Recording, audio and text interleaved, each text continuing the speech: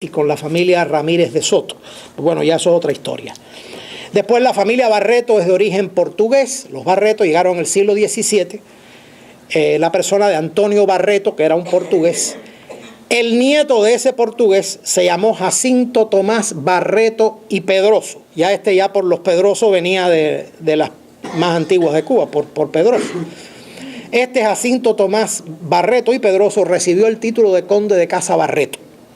Y tenía fama de ser un hombre muy cruel y que le gustaba burlarse de los pobres y de los mendigos. Bueno, no vamos a entrar en esa historia, pero es un poco...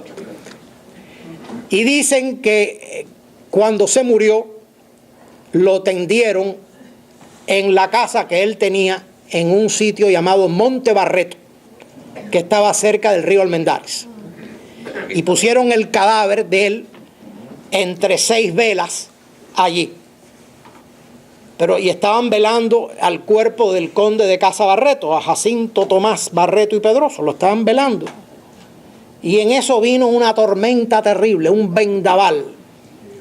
Y el vendaval se llevó el cadáver y el cadáver terminó en el río Almendares.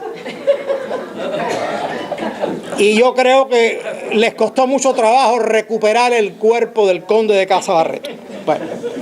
Después, los Carrillos de Albornoz, que llegaron en el siglo XVII procedentes de La Orotava, en Tenerife. La Orotava es un puerto de la isla de Tenerife, en Canarias. Y los Carrillos de Albornoz fueron muy distinguidos en Cuba. Tengo que decirles que la abuela materna de la reina Fabiola de Bélgica era de esta familia, porque Fabiola de Bélgica era Fabiola de Mora y Aragón.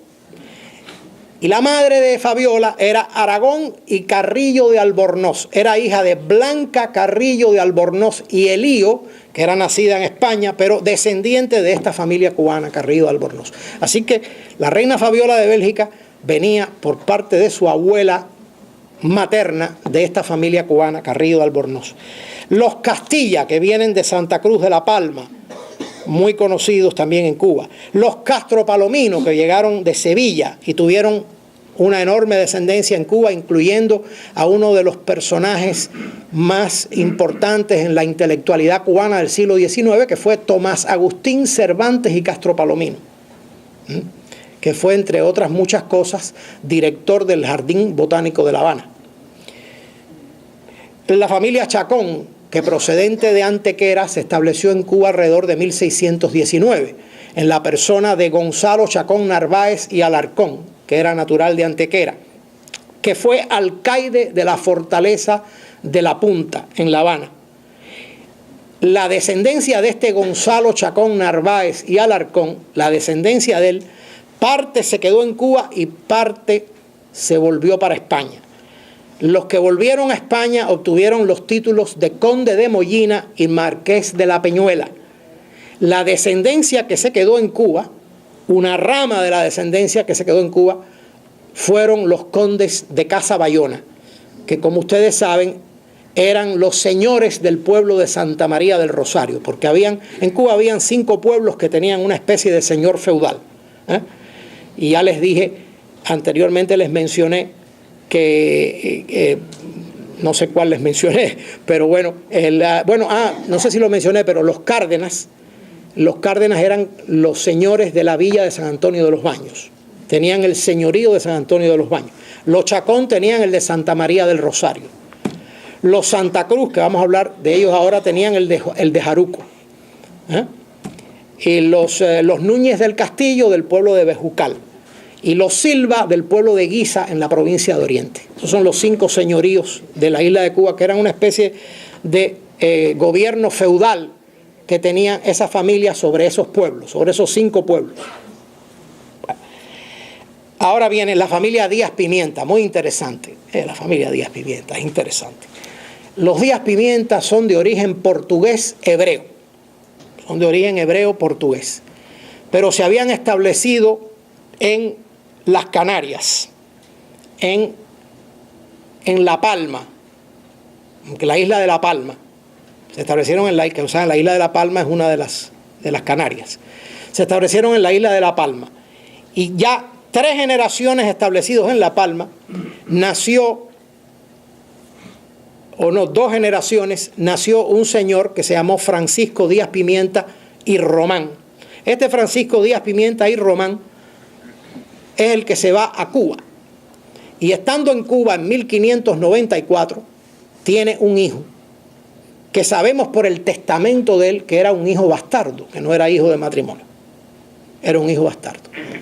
Entonces, ese hijo bastardo de Francisco Díaz Pimienta y Román, ese hijo bastardo que se llama Francisco Díaz Pimienta, llegó a ser uno de los almirantes más importantes de la Armada Española.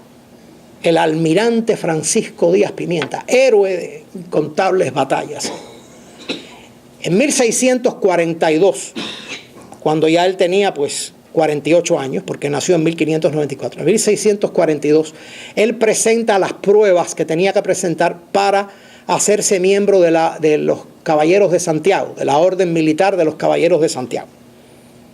Presentó las pruebas de nobleza que tenía que presentar. Y se presentaron, junto con las pruebas, tenía que presentar testigos. Y se presentaron 102 testigos.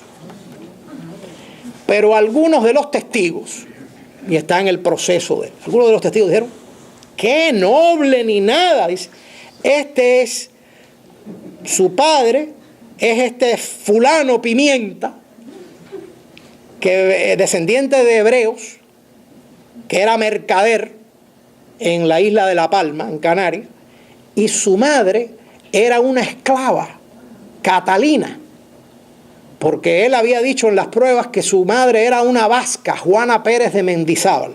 Esa vasca existía nada más que en la imaginación de él. Porque después se ha comprobado